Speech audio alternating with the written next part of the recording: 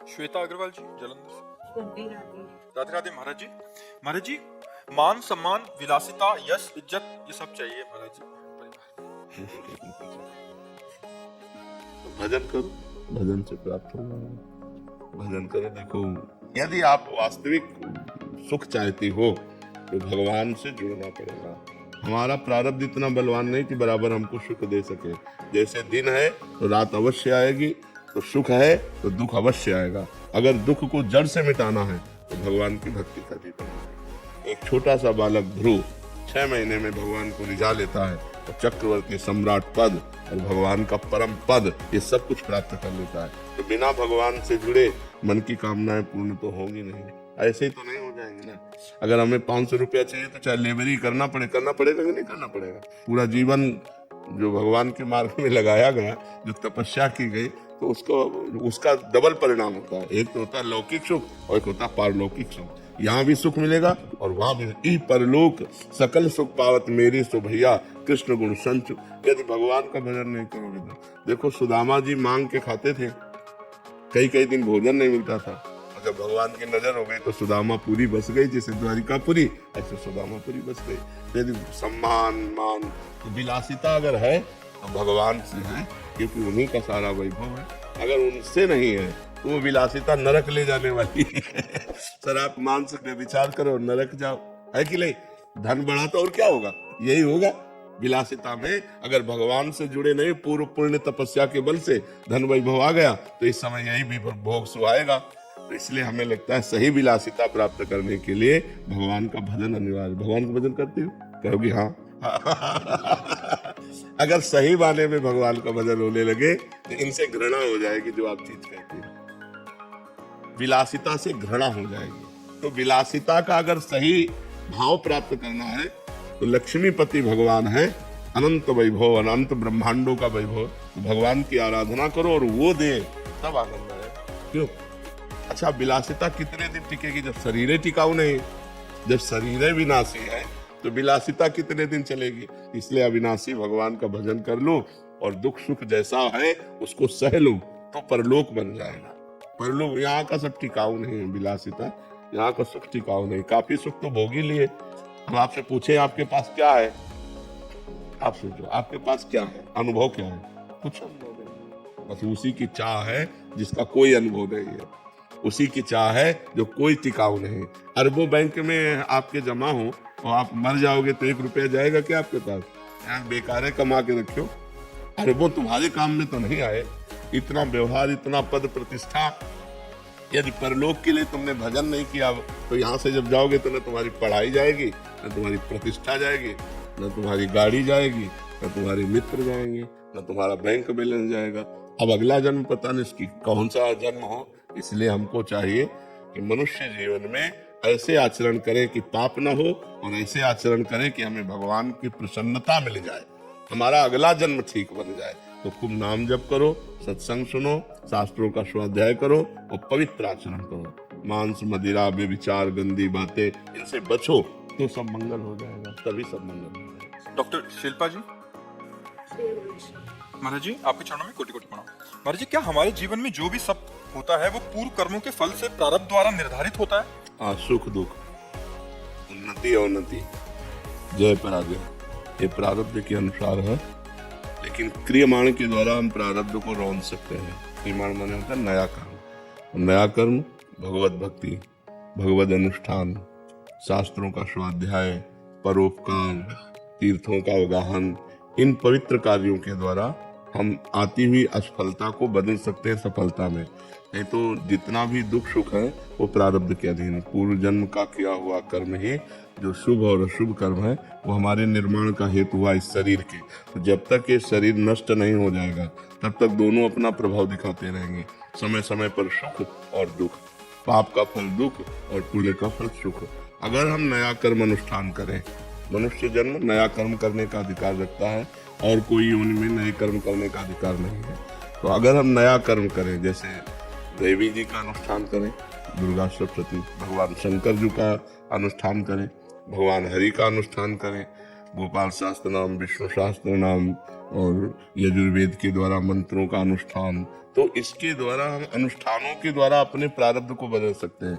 अब आजकल कोई भक्ति या अनुष्ठान में लग नहीं रहा, केवल आधुनिकता ही आधुनिकता, तो पूर्व कर्म के अनुसार सफलता या असफलता प्राप्त होती। तो सफलता प्राप्त हुई तो हर्षित हुआ, असफलता प्राप्त हुई तो शोकित हुआ, लेकिन उसकी सफलता ज्यादा दिन टिकती नहीं है, क्योंकि नया कुछ है नहीं। तो पुराना जितना हिसाब है उतना वो भोग लेगा, और नए में जो कर्म कर रहा है उसमें पवित्रता कम होती है, अपवित्रता ज्यादा होती है। मनमानी आचरण अपवित्र आचरण होते हैं, तो उसके द्वारा कोई लाभ मिलना नहीं। अब उसका अगला जन्म भी बिगड़ गया। इसलिए हमें लगता है मनुष्य जन्म में सुख और दुख को सहकर भगवत भक्ति का अनुष्ठान करते हुए हम पूर्व को भी गिरा सकते हैं और आगे का भी संभाल सकते हैं। तो आगे का संभालना और पूर्व का बिगाड़ना, जो पूर्व के गंदे आचरण किए हुए फल हमारे सामने आ रहे हैं, उनसे लड़ने की सामर्थ्य ये अध्यात्म के द्वारा ही प्राप्त होगी। तो अध्यात्म को स्वीकार करना चाहिए, नाम जप करना चाहिए, सत्संग सुनना चाहिए, शास्त्रों का स्वाध्याय करना चाहिए और गलत आचरणों से बचना चाहिए। ईश्वर चंद जी बिहार से, श्री हरिवंश महाराज जी। महाराज जी आपके चरणों में कोटि कोटि महाराज जी, आपके आशीर्वाद से नाम का महत्व समझने लगा हूँ। सुना या पढ़ा था पहले भी, बट समझा अभी हूँ आपकी कृपा से महाराज जी। महाराज जी प्रश्न है कि विचारधारा और जीवन शैली के इस परिपक्व स्तर में पहुंचकर ग्रस्त जीवन जीते हुए संसार रूपी तालाब के राग द्वेष लोभ मद मोह मत्सर रूपी जल से स्वयं को कैसे अछूता रखूं, जबकि अभी तक इसी में अटका डूबा हुआ हूँ महाराज जी। जब आपको ये ज्ञान है कि ये राग है, ये द्वेष है, ये छल है, ये कपट है, तो उसके त्याग की सामर्थ्य भी तो है ना। ज्ञान में सामर्थ्य भी होती है। जब हमको पता है कि राग है, इसमें बंद करके जन्म मृत्यु के चक्कर में फंसा जाता है, राग से ही द्वेष उत्पन्न होता है, तो हम भगवान नाम जप करते हुए राग द्वेष रहित क्यों नहीं होते? होना तो आपको ही पड़ेगा। हम इसे पकड़े, अब हमें कोई छुटावे? तो ये थोड़ी हमें पकड़े है, हमने पकड़ा है। ऐसे ही राग हमने किया है, कोई हमसे राग कर रहा है क्या? हम राग किए हुए हैं, हम ही द्वेष कर रहे हैं, हम ही बंधे हुए हैं, तो हम ही कह रहे हैं हम ही बंधे हुए हैं, कोई छुड़ा दे। एक संत ऐसे आम के पेड़ को कस के पकड़ लिया, एक राजा से कहा मुझे छुड़ा दो, आप बहुत बलशाली हो। तो हंसने लगे, महाराज आपने पकड़ा है, आप ही छोड़ो। तो बोले हाँ, इस माया को तू ही पकड़े, तेरे को ही छोड़ना पड़ेगा। कहीं माया नहीं पकड़े, कहाँ पकड़े हमें बता? ये माया रूपी शरीर है, इसी को मैं मान लिया, मैं मान लिया, इसी से राग द्वेष होने लगे। अगर हम प्रशांत आत्मा राग द्वेष रहित हो जाए तो अभी अंतःकरण शांत हो जाए। अंतःकरण में जो चिंता भय शोक है ना, प्रशांत आत्मा विगत भीर ब्रह्मचारी व्रत स्थित है, जो अपनी हर इंद्री को ब्रह्मचर्य से रखता है, राग द्वेष रहित अंतःकरण है, जो भय रहित है, वो परमात्मा को प्राप्त है। तो परमात्मा को यदि प्राप्त करना है तो नाम जपते हुए हमको राग द्वेष रहित होना, अपने हृदय को शांत रखना है। यहाँ सब इंद्रजाल है, माया का छल कपट चल रहा है। भगवान को देखो तो कहीं कुछ नहीं है, भगवान को नहीं देखा तो सब माया ही माया है। दो ही है, एक भगवान की माया। माया का त्रिगुण रूप है, सतोगुण रजोगुण तमोगुण, उसी का प्रभाव चलता रहता है। हमें चाहिए कि भगवान नाम जप के प्रभाव से हम राग द्वेष रहित स्वयं हो। सामने में जब हम भगवान देखकर बर्ताव करेंगे तो राग द्वेष नहीं होगा। अपने भगवान से हम द्वेष करेंगे क्या? और सामने भगवान है तो प्रेम होगा, राग नहीं होगा। राग बंधन कारक है, राग द्वंद्व के अंतर्गत आता है। राग का द्वंद्व द्वेष है। जैसे जय का पराजय है, मान का अपमान, तो राग का द्वेष है। तो राग द्वेष रहित, मान प्रतिष्ठा की भावना रहित जो हृदय होता है वो शांत होता है। जो भगवान से चित्त को जोड़े होता है वो भय रहित होता है। भय, मैं शरीर हूं, ये जितना भाव दृढ़ रहेगा उतना भय होता रहेगा, और भगवान मेरे हैं ये भाव जितना दृढ़ होगा उतने निर्भय होते चले जाओगे। और हर इंद्री का ब्रह्मचर्य चाहिए, हर इंद्री का ब्रह्मचर्य, तब वो भगवान को प्राप्त होता है, तब उसे भगवदानंद की प्राप्ति होती है। शब्द स्पर्श रूप रस गंध, 5 ज्ञानेंद्रियों के द्वारा जो भोगा जाता है, ये शास्त्र धर्म युक्त भोगा जाए और खूब नाम जप किया जाए तो भगवान की प्राप्ति हो जाए। पर यहाँ तो मनमानी सब चल रहा है, शास्त्र के अनुसार कहाँ चल रहा है? तस्मात् शास्त्रम प्रमाणम ते कार्यो व्यवस्थितो। कार्य और अकार्य की जो शास्त्र में व्यवस्था की कौन मान रहा है? जो मान रहा है वो आनंद को प्राप्त हो रहा है, जो नहीं मान रहा है वो चिंता भय सुख को प्राप्त हो रहा है। इसलिए छूटना हम ही को है। अपने द्वारा अपना उद्धार करना है। कोई अपना उद्धार नहीं कर सकता, कोई दूसरा अपना उद्धार नहीं कर सकता, अपने द्वारा अपना उद्धार करना है। हम जो सुना, हम जो पढ़ा, उसे अपने जीवन में उतारे और खूब नाम जप करें, भगवान की प्राप्ति हो जाएगी। समझ पा रहे हैं आप? केशा जी, भावसार से। राधे राधे गुरुजी। गुरुजी, मैं सूरत से आई हूँ। मैं पेशे से मनोचिकित्सक हूँ। जो लोग डिप्रेशन, डरना, मन उदास, अकेलापन के साथ मन बुद्धि लोगों का उपचार करती हूँ। अपने सेशन में कई बार आपके सत्संग में सुनी बातों को भी बताती हूँ, जैसे जल्दी उठना, साफ सफाई, ध्यान रखना, ऐसी बातों को। महाराज जी, क्योंकि अधिकतर लोग आत्महत्या के लिए विचार करते हैं, दिन भर ऐसी नकारात्मकता भरी। जब अधिक पाप हो जाता है, अधिक पापाचरण हो जाता है, तो शरीर नष्ट करने के लिए स्वयं ही प्रेरित कर देता है मन।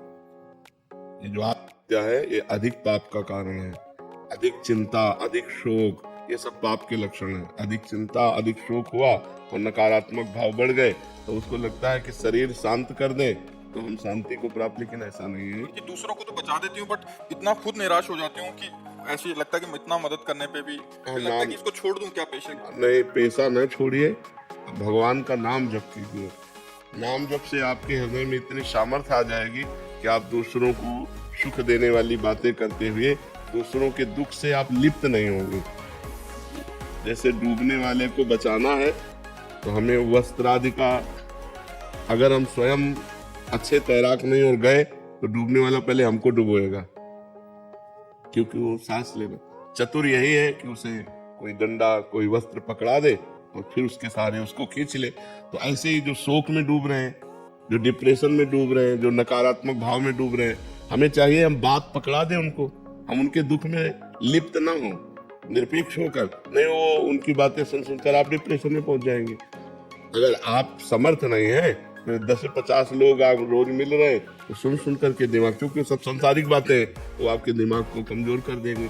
यदि आप नाम जप कीजिए तो नाम जप में एक अपूर्व आनंद होता है हृदय में, और उससे एक सामर्थ्य मिलती है। आप अपना व्यवहार बहुत अच्छा कीजिए, अपनी मृदु बातों के द्वारा, उत्तम बातों के द्वारा प्रवीणता पूर्वक दूसरों के मनोबल को पुष्ट कीजिए। कुछ औषधियां भी दीजिए और कुछ वाणी के द्वारा भी उनको परिपक्व कीजिए, और आप नाम जप के द्वारा पुष्ट होइएगा, लिप्त नहीं होइएगा। अगर लिप्त होंगे तो फिर आप, जैसे अभी आप कहें, तो आप लिप्त हो जाते हैं। लिप्त मत होइएगा, तटस्थ रहिएगा। वो उसके कर्म हैं बिगड़े हुए, आज हमारे पास आए हैं, हम सुधारने की चेष्टा करते हैं। वो प्रयास करें और भगवान कृपा करें तो ठीक हो जाएगा, नहीं ठीक होता तो भोगे अपने कर्मों का फल है। आप तटस्थ रहिएगा और नाम जप कीजिएगा, और ये बंद तो कीजिएगा नहीं, क्योंकि भगवान ने अगर ये प्रवीणता दी है कि अपनी वाणी के द्वारा हम दूसरे के दुख का निवारण कर सके, तो जरूर करना चाहिए। ये परोपकार की भावना से भी होता है, अर्थ ही सब कुछ थोड़ी होता है। हाँ, दूसरा थोड़ी तुम्हारी बातें सुनकर साहस किया, जीने का साहस किया, तो बहुत उत्तम बात है। वो जहाँ निगेटिव में जा रहा था उसे पॉजिटिव में लाइए, तो बहुत उत्तम बात। इसे छोड़ने की तो बात कीजिएगा मत, इसे और बढ़ाइएगा और आप बलवान बनिएगा। सत्संग सुनिए, नाम जप कीजिए, तो आप आत्म बलवान हो जाएंगे। अध्यात्म बल से बलवान व्यक्ति सबके दुख को दूर करके स्वयं सुखी हो सकता है। जी, इनका एक शंका और थी कि नई नई शादी हुई है तो कह रहे थे कि बच्चे पे इसका प्रभाव तो नहीं पड़ेगा जो वार्तालाप हो रही है, कुछ समय के लिए छोड़ दूं, ऐसा? नहीं, परोपकार की भावना है ना, तो हम कह रहे हैं बच्चा भी इन्हीं के अगर मार्ग का अनुसरण करने वाला हो और परोपकारी हो, तो वो कितने सैकड़ों हजारों लोगों के दुख को दूर करने वाला होगा। इससे नहीं, आप जो नाम जप करेंगे, आप जो आहार करेंगे, आप जो चिंतन करेंगे एकांत में, वो गर्भ पर प्रभाव पड़ता है। ऐसे बाहरी व्यवहार पर, नौकरी पेशा का गर्भ पर थोड़ी प्रभाव पड़ता है। गर्भ का स्वयं का जो गहरा चिंतन है वो प्रभाव डालता है। माता के उदर में जो बालक होता है, माता का जो गहरा चिंतन होता है, उसका प्रभाव, उससे संस्कार बनते हैं। तो इसलिए आप नाम जप कीजिए, भगवत कथा सुनिए, सत्संग सुनिए और स्वयं भगवत परायण रहिए, तो फिर दूसरों के दुख का निवारण करते हुए आप और आपका परिवार सुखी रहेगा। आशीष जी, दिल्ली से। राधे राधे गुरुदेव। महाराज जी, मन जड़ है या चेतन? अगर जड़ है तो हमारे कंट्रोल में क्यों नहीं? उभय है। उभय माने दोनों तरफ है। वो चैतन्य में लगा तो इंद्रियाणाम मनश्शास्त्र स्वयं भगवान है, और जड़ में लगा तो जड़ में लगा हुआ गंदी गंदी चीजों को भोगता रहता है। ये उभय स्वरूप है, उभय रूप है मन। ना इसे आप पूरा जड़ कह सकते हैं, ना आप इसे पूरा चैतन्य कह सकते हैं। ये चैतन्य भी है और ये जड़ भी है। प्रकृति से युक्त होने के कारण जड़ है और परमात्मा स्वरूप होने के कारण चैतन्य है। इसी से परमात्मा का ज्ञान होता है, इसी से परमात्मा का ध्यान होता है, इसी से जगत के गंदे कार्य होते हैं। और जड़ में लगने के कारण वो जड़ हो जाता है और चैतन्य में लगने के कारण चैतन्य हो जाता है। वो उभय रूप है, उसे आप न जड़ कह सकते हैं न चैतन्य कह सकते हैं। वो जड़ चैतन्यमय है, केवल चैतन्य नहीं कह सकते और केवल जड़ नहीं कह सकते। और वश में करने के लिए साधना है, ऐसे थोड़ी वश में कर लोगे, उसके लिए साधना और साधना के द्वारा वश में होता है। अगर वश में ना होता तो कोई भगवत प्राप्ति कर ही नहीं सकता था। तो वश में तो किया जा सकता है, लेकिन कठिन है, कठिन है, असंभव नहीं है, कठिन है। अभ्यास करते रहो, खूब नाम जप करो, शास्त्रों का स्वाध्याय करो, पवित्र आहार करो, ब्रह्मचर्य से रहो, मन को अधीन कर लोगे। प्राण, मन और ब्रह्मचर्य तीनों का एक योग है। जो प्राण, ये प्राणवायु चल रही, ये जब स्थूल हो जाएगी तो मन चंचल हो जाएगा। मन चंचल, एकाग्रता रहित स्थूल प्राण। अगर प्राण सूक्ष्म, अल्पाहार करने वाला और निरंतर भगवत चिंतन करने वाला, ब्रह्मचारी व्रत में रहने वाला, तो मन को सहज में अधीन किया जा सकता है। मन सहज में अधीन हो जाएगा। अब गंदी बातें मोबाइल से देखो, गंदा भोजन पाओ, गंदे आचरण करो, मन को बस में करना चाहो, नहीं होने वाला है। पवित्र आचरण हो, पवित्र भोजन हो, पवित्र विचार तब आएंगे जब हमारा सब पवित्र। और पवित्र विचार कोई निषेध नहीं, गलत विचारों से मन को हटाना है, गलत आचरणों से मन को हटाना है। और नाम जप करो, पवित्र आहार करो, पवित्र विचार वाले बनो, पवित्र शास्त्रों का स्वाध्याय करो, कोई नशा न करो, मांस मछली मत खाओ, गंदे दृश्य मत देखो, गंदा आचरण मत करो, नाम जप करो, तब आकर के मन वश में। नाम जप के बिना पूरा जीवन अधूरा है। कोई भी कहीं भी हो, अगर नाम जप नहीं है तो सब बकवास है, पूरा जीवन बकवास है। नाम जप होना अत्यंत अनिवार्य है। करते हो नाम जप? तो काउंटर तो लिए नहीं, माला ले लो, वैसे करता हूँ। हमें लगता है शुरुआत में रखना चाहिए यार, शुरुआत में काउंटर ले लो, तो उससे संख्या में पता चलेगा कि आप कितना जपते हो, तो आपका मन और उसमें लगने लगेगा। ठीक है, थोड़ी देर कभी आसन में भी बैठा करो, बैठते हो, समय मिलता है आसन में बैठने मैं तो, लेकिन बैठने का दर्द हो जाता है, में दर्द हो जाता है।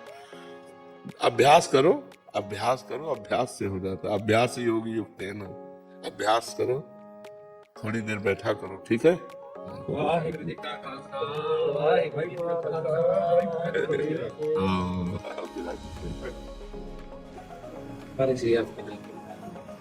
ये श्री गुरु अर्जन देव जी की वाणी है। पार ब्रह्म परमेश्वर अंतर्यामी, मधुसूदन दामोदर स्वामी, विखी केश गोवर्धन धारी, मुरली मनोहर हरि रंगा, मोहन माधव कृष्ण मुरारी, जगदीश्वर हरि जीव असुर संहारे, जग जीवन अविनाशी ठाकुर घट घट वासी है संगा, धरणीधर ईश नरसिंह नारायण, दाड़ा अग्नि पृथ्वी धरायण। मतलब 12 भगवान बामन रूप की ओ तुझ करते सभी सीति है चंगा, श्री रामचंद्र इस रूप न देखिया, बनमाली चक्रपाणी दरस अनूपिया, सास नेत्र मूरत है सहसा, एक दाता सब है मंगा। बहुत सुंदर। भगत वचल अनाथ नाथे, गोपीनाथ सगल है साथे, वासुदेव निरंजन दाते, बरिन साको गुण अंगा, मुकुंद मनोहर लक्ष्मी नारायणी, द्रौपदी लाज निवारण उदाहरण, कमलाकंत करहि कौतूहल, आनंद विनोदी निसंगा, अमोघ दर्शन आजूनी संभव, अकाल मूरत जिसु कदे नाही खो, अविनाशी अविगत अगोचर, सब कुछ तुझ ही है लंगा, श्रीरंग बैकुंठ के वासी, मछ कछ पूरम आगिया अवतर राशि, केशव चलत करे निराले की तालोड़ई सोहोइगा, निराहारी निर्वैर समाया, धार खेल चतुर्भुज कहाइया, सामल सुंदर रूप बढ़ावई, बेण सुनत सब मोहेगा, बनमाला विभूषण कमल नयन, सुंदर कुंडल मुकुट बैन, शंख चक्र गदा है धारी, महासारथी सत्संगा, पीत पीतांबर तृणवण धणी,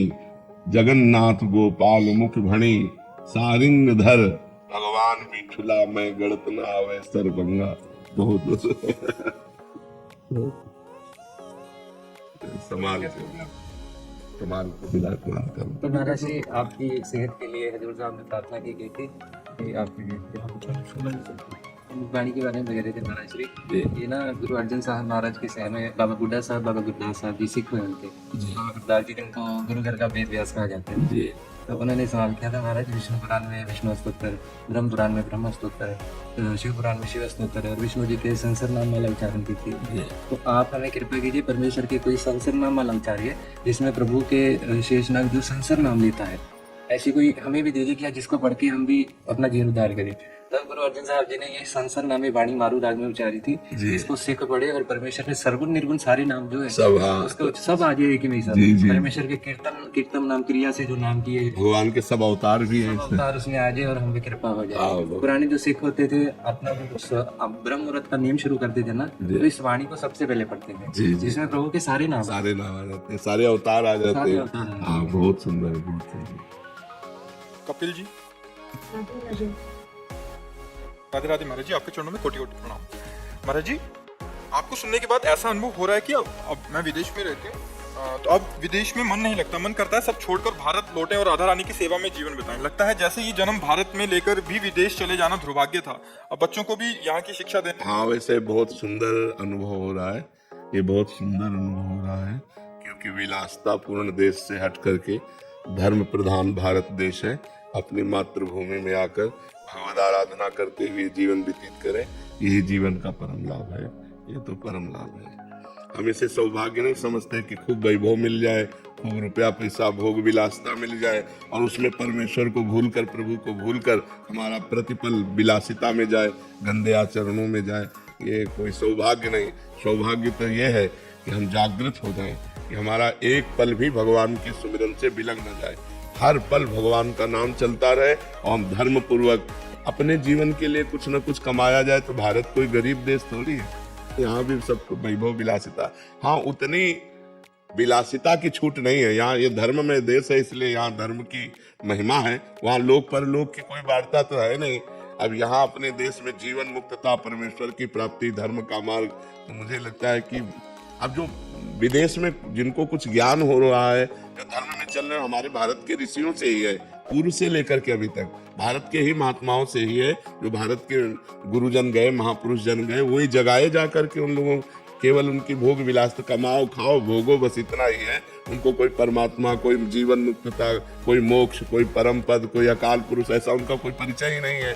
तो हमें लगता है कि बड़ा सुंदर भगवान ने कृपा की जो आपको ऐसी बुद्धि दी। अगर ऐसा विधान बन जाए तो कर लीजिए और राधा राधा जपिए और धर्म से चलिए। पूजा जी, इनका भी ये कह रहे हैं कि ये भी वृंदावन से बाहर ऑस्ट्रेलिया में रहते हैं, तो महाराज जी कोई ऐसा उपाय है अगर हम ऑस्ट्रेलिया में ही प्राण निकले तो वृंदावन प्राण छोड़ने का फल मिले? राधा राधा राधा राधा राधा हमारे लिए, हमारी बात में, जब तुम नाम जप करते हुए शरीर छोड़ोगे, जिसका नाम जप कर रहे हो वहीं आ जाओगे।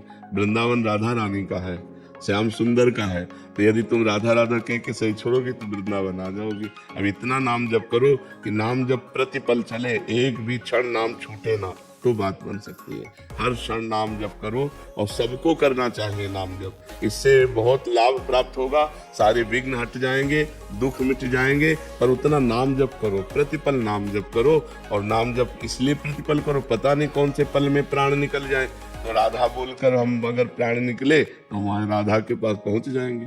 जिसका चिंतन करते हुए हम जैसे वाहेगुरु कह के प्राण छोड़ो तो वाहेगुरु को प्राप्त हो जाओगे, राम राम कह के शरीर छोड़ो तो राम जी को प्राप्त हो जाओगे। तो इसलिए राधा राधा कह के शरीर छोड़ने की भावना करो।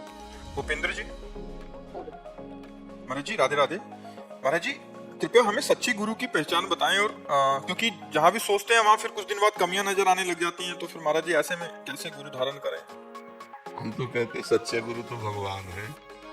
भगवान से प्रार्थना करो कि वो ही मिला देंगे। विद्यार्थी कभी टीचर की योग्यता को नहीं जान सकता। आप संतों की बाह्य बातें देख करके संतों के अंदर की स्थिति को नहीं जान सकते। बाह्य बातें संतों की नहीं होती हैं, संसार की होती हैं। तो इस संसार संसारिकता देता है, लेकिन साधु की साधुता को कैसे पहचाना जाए? जब तक स्वयं साधु नहीं होगा तब तक साधु को पहचान नहीं सकता। बाहरी बातों से पहचाना नहीं जा सकता। मान लो कपड़ा फटे पुराने पहने और उसकी स्थिति भगवान में नहीं है, और एक है कि राजा बाबू बना बैठा है, लेकिन स्थिति भगवान में है, कैसे पहचानोगे? संतों को पहचानना बड़ा कठिन है, इसलिए भगवान से प्रार्थना करो, जगत गुरु से, कि वो संतों की पहचान बता दे, वो ऐसे संत से मिला दे जिससे तुम्हारा काम बन जाए। तो भगवान से विनय करो। हमें तो यही लगता है बाहरी पहचान संतों की सहज में इतनी है कि जिनके पास बैठने से हमारा हृदय शीतल हो जाए, जिनकी वाणी सुनने से हमारे संशय नष्ट हो जाए, जिनके बताए हुए मार्ग में चलने से भगवान मिल जाए, वही संत है। पर हमें चलना पड़ेगा, तब समझ में आएगा। पर कुछ संतों के ऐसी बाहरी लीलाएं होती जिससे पहचाना नहीं जा सकता। वो जानबूझ करके ऐसी लीलाएं करते हैं जिससे संसारी दूर हाँ, तो इसलिए हमें लगता है कि प्रभु से प्रार्थना करो कि वो सच्चे संत से मिला दे। नहीं ऐसे कैसे पता चलेगा कि कौन सच्चा है कौन कच्चा है? क्योंकि आप संत तो हो नहीं। आप संत हो तो आप संत को पहचान सकते हो, ऐसे विद्यार्थी टीचर की योग्यता को कैसे जान सकता है? तो हमें लगता है भगवान से प्रार्थना की जाए। क्यों? हाँ, भगवान से प्रार्थना। प्रथम अवस्थी जी, राधे राधे। राधे राधे महाराज जी। महाराज जी, जो फल ब्रज यात्रा से मिलता है, क्या वही फल ब्रज का ध्यान, शिव विग्रह का ध्यान और मानसिक ब्रज यात्रा से मिल सकता है? बात तो जब जैसे हम आपसे कहा कि वृंदावन की परिक्रमा दो, वृंदावन की परिक्रमा देने में आपको शारीरिक कष्ट मिलेगा, नहीं मिलेगा? शारीरिक कष्ट मिलेगा। और 2.5 घंटे वृंदावन की परिक्रमा लगाने में नाम जप होगा। ये तो कहा जाता है कि तुम्हारा मन लग जाए, लेकिन हमें बताओ 5 मिनट में तुम मानसिक परिक्रमा लगा लिए तो 2.5 घंटे जो नाम जप हुआ वो 5 मिनट में थोड़ी हो गया।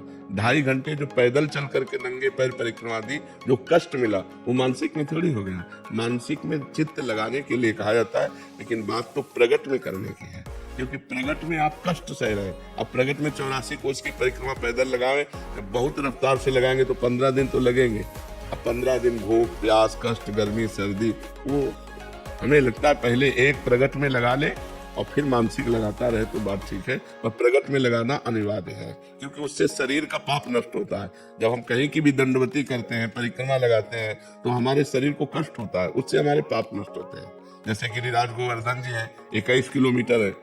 अब 5 मिनट 10 मिनट में आप मानसिक लगा सकते हो, लेकिन 21 किलोमीटर के लिए 5 घंटा 6 घंटा आपको बराबर पैदल चलना पड़ेगा, तो आपके पैरों को कष्ट होगा, आपके शरीर को पीड़ा होगी, भूख प्यास भी लगेगी, गर्मी सर्दी भी लगेगी, उससे आपके सारे पाप नष्ट होंगे। हाँ, इसलिए हमें लगता है प्रगट में लगानी चाहिए और शेष समय मानसिक भी करनी चाहिए।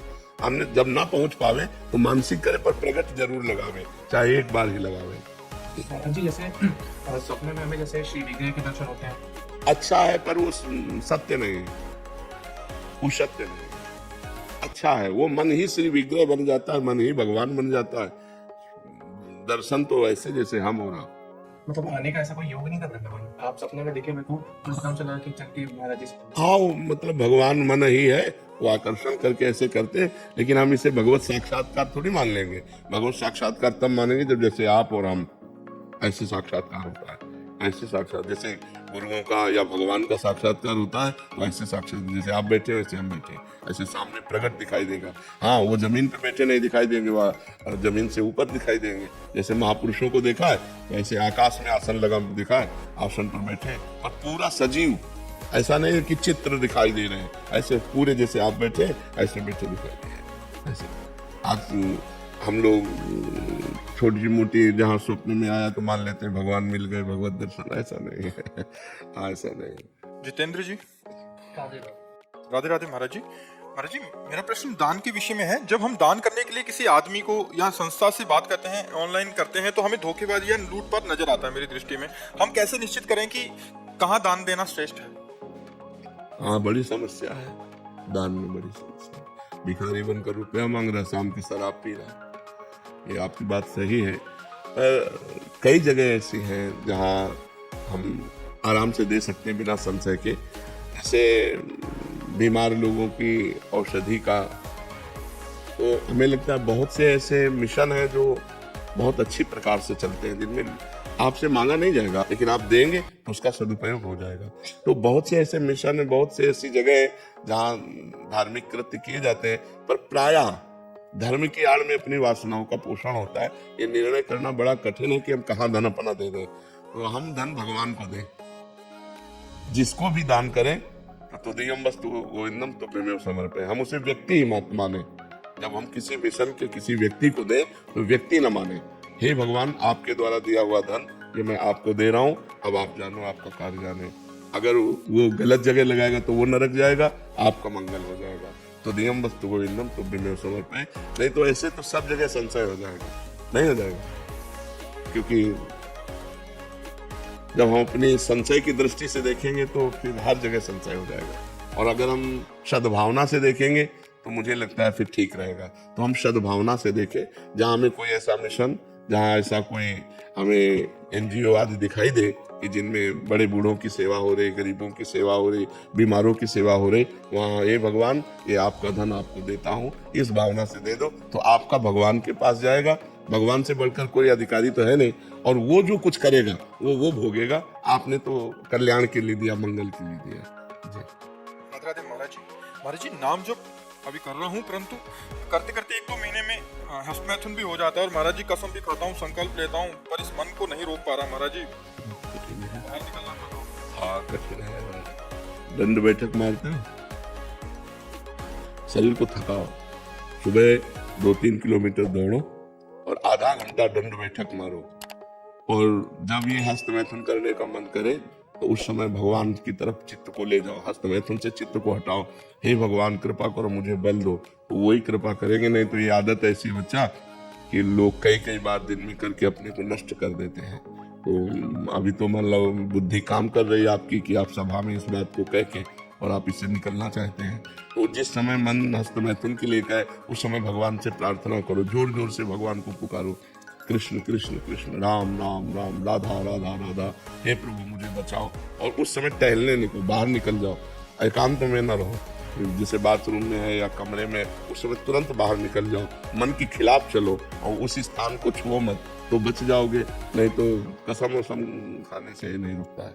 इसको उस समय मत दो, एकांत समय मत दो, तुरंत उठो, तुरंत भाग पड़ो, बाहर मैदान में आ जाओ, किसी के संग आ जाओ, सत्संग सुनने लगो मोबाइल से, तभी बच सकते हो। और दंड बैठक मारो, आधा घंटा दंड बैठक मारो, 2-3 किलोमीटर सुबह दौड़ लगाओ, शरीर को थोड़ा दौड़ाओगे ना तो ब्रह्मचर्य पुष्ट होगा, तो फिर बात बनेगी। तो इसको हटाओ, ठीक है। जब ऐसा हो तब ऐसी प्रक्रिया करो, और नाम जप तो और बढ़ाओ, नाम जप, शरीर को सेवा में लगाओ। माता पिता परिवार के जन है, पैर छूते हो, बड़े बुजुर्गों के पैर छूते हो, है रोज पैर छो, उनके आशीर्वाद से और उन्नति होती है। अपने माता पिता को भगवान मानकर उनकी सेवा करने से बहुत लाभ प्राप्त होता है, ठीक है। हर्ष पराशर पुष्कर राज महाराज जी, मैं पुष्कर राज से आया हूँ महाराज जी। आप कह रहे हैं महाराज जी कि भगवान ने सारे युग मतलब अगर समाप्ति करने तो बनाए क्यों, खेल क्यों रचा, ऐसा मतलब भगवान ने क्यों रचा ये प्रश्न नहीं किया जा सकता। इसका उत्तर भगवान देंगे, हम तो उनके भक्त हैं, हम तो उनके दास हैं। भगवान से प्रश्न करो कि आपने क्यों रचा। गुरु जी जब मृत्यु ही मतलब सब कुछ अंत करना है भगवान को, अंत नहीं किसी का अंत नहीं है, खेल है, परिवर्तन है। आप बताओ अंत क्या है। जैसे सभी लोग बोलते हैं कि अपना कलयुग का अंत हो जाएगा, सृष्टि का विनाश हो जाएगा, सब कुछ हो जाएगा। हमारी बात सुनो, 3 लीलाएं हैं भगवान की, वो हर क्षण होती रहती है। ये सेकंड है, इस सेकंड में लाखों लोग पैदा हो गए, लाखों लोग मर गए, लाखों लोग आनंदित है, लाखों लोग दुखी हैं। पूरी सृष्टि में भगवान ने 3 लीलाएं की, ब्रह्मा रूप से सृजन करना, विष्णु रूप से पालन करना और शिव रूप से संहार करना। वही भगवान ब्रह्मा है, वही भगवान हरि है, वही भगवान हर है, कोई अंतर तो नहीं। और वही चराचर जीव बने हुए हैं, कोई और थोड़ी है। वो अपने आप से अपने आप का सृजन करते हैं, अपने आप से अपने आप का पालन करते हैं, अपने आप से अपने आप का संहार कर देते हैं। आपको इसलिए प्रश्न उठा कि आप देहाभिमानी जीव हो, आप इस समय देह भाव से बोल रहे हो, देह भाव से बोल रहे हो क्योंकि देह भाव ही है, अभी परमात्मा भाव में तो आए नहीं हो, इसलिए आपको बड़ा भयावह लग रहा है। भगवान ने ऐसा किया क्यों, भगवान ने ऐसा रचा ही क्यों, जब विनाशी करना था तो रचना क्यों था। नहीं, उनका खेल है। जैसे बच्चे जो है ना घरौंदा बनाते हैं, बिगाड़ देते हैं, उनसे पूछो क्यों, ऐसा क्यों किया, उनका खेल है, उनके पास क्यों का उत्तर थोड़ी। गांव में जैसे बैलगाड़ी जा रही तो बच्चे बैठ गए और आधा किलोमीटर दूर गए, फिर उतर के वहां से पैदल आ रहे उनसे पूछो क्यों, तो उनके पास उत्तर है क्या, खेल है उनका। ऐसे भगवान का एक माया में ये खेल है।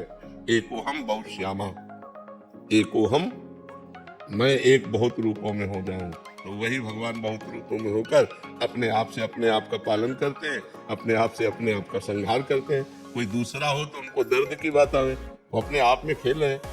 आग भी वही है, मृत्यु भी है, सब कुछ हरण करने वालों में मृत्यु मैं हूँ। तो कोई दूसरा हो तब हो ना, अपने आप से अपने आप को खेले। जादूगर अपने आप को काटता है, अपने आप को दुनिया को दिखाता है नाना प्रकार के, उसको कोई ना आश्चर्य होता, ना कोई दुख होता, ना कोई सुख होता है। ऐसे ही भगवान को ना कोई आश्चर्य, ना कोई दुख है, ना सुख। आनंद तो ब्रह्मांड एक संकल्प में अपने आप में रच दिए, आप ही बन गए, आप ही पालन कर रहे हैं अपना, और आप ही अपना विनाश कर रहे हैं। तो उसमें परेशानी क्या है? परेशानी हमारी है जो हम आपको भूल गए हैं। आप कौन है? तो आप शरीर को लेकर के भूलेंगे, मैं अमुक हूँ, मेरा नाम यह है, वो नहीं है। तो इस ढांचे का परिचय दे रहे हैं आप अपना परिचय बताइए, तो आप अपने को जान पाए कि आप कौन है। जब अपने को जान पाओगे तो आप ही है उत्तर देने वाले, आप ही फंस गए हैं। अगर आप इससे मुक्त हो जाओ तो कहा गया ब्रह्मविद ब्रह्मवि भवति, जो ब्रह्म को जान लेता है वो ब्रह्म में हो जाए। जानत तुम्हें हो जाए। क्यों तुम्हें हो जाए? क्योंकि वही है ही है। देखो हम बहुत श्यामा, वही परमात्मा। फिर कोई प्रश्न है? और विनाश किसी का नहीं होता, रूप परिवर्तन होता है। जैसे शरीर जला दिया गया, अग्नि तत्व में, वायु तत्व में, जल तत्व जल में, पृथ्वी तत्व, आकाश तत्व में। जीवात्मा विनाशी है, वो अपने कर्मानुसार मन को लेकर दूसरे शरीर में चला गया। मृत्यु किसकी है? किसी की नहीं। जब विनाश पूरा होता है तो पूरी सृष्टि 100 वर्ष सूखा पड़ता है, भयंकर, फिर 100 वर्ष अग्नि, फिर भयंकर जल, 100 वर्ष तक जल। फिर इसके बाद जब प्रबल बढ़ी, कोई सृष्टि में नहीं रहेगा, तो जल तत्व वायु तत्व में, वायु तत्व अग्नि तत्व में, आकाश तत्व में, ऐसे क्रम से होते हुए आकाश तत्व माँ तत्व में, माँ तत्व अहंकार में, ऐसे मूल प्रकृति तक पहुंचकर मूल प्रकृति ब्रह्म में कुछ नहीं नष्ट हुआ, सब अपने अपने स्वरूप में आते हुए चले गए। फिर जब सृष्टि हुई तो ब्रह्म से मूल प्रकृति से त्रिगुणात्मिका प्रकृति से माँ तत्व से अहंकार से पूरी सृष्टि। वही फैल गया, वही समिट जाता है। समिट जाना विनाश है, फैल जाना सृष्टि है, और जितने दिन फैल के खेलते हैं वही जीवन है। इसीलिए तो जब ज्ञान हो जाता है तो पूरी सृष्टि से राग खत्म हो जाता है। कुछ नहीं, कोई 10-20 नहीं है, यहाँ एक ही है, एक ही परमात्मा का सारा खेल चल रहा है। वही आप भी हैं, लेकिन आप अपने को जान पा रहे हैं। मैं परमात्मा कैसे हो सकता हूँ? तो आप देह भाव से बोल रहे हैं। स्वरूप में आइए, स्वरूप कौन है? स्वरूप कौन है? तो स्वरूप का ज्ञान है नहीं। इसीलिए देह भाव के होने के कारण जन्म मरण, दुख सुख, लाभ हानि, मान अपमान, जय पराजय भोगना पड़ना बड़ा कठिन है। इसीलिए भजन करो और मुक्त हो जाओ। साधन धाम मोक्ष कर दो, मोक्ष को प्राप्त कर लो तो जीवन सार्थक हो जाएगा। नहीं तो फिर ये चलता रहेगा, पुनरपि जननम पुनरपि मरणम पुनरपि जननी जठरे शयनम। भगवान ने किसी को नहीं रचा, अपने आप से अपने आप को रचा है, दूसरा कोई नहीं है। अब देखो ये क्या है? पंचभूतों से बना हुआ शरीर है ना। पंचभूत कौन है? ये परमात्मा स्वरूप है, परिवर्तनशील है। और एक परमात्मा स्वरूप भगवान के 2 प्रकृति है, एक परा एक अपरा। जो शरीर है ये भगवान की एक प्रकृति है, जो स्वरूप है वो आप है। वही जो आप में स्वरूप है वही आप में, वही आप में, वही आप में, वही एक ही है।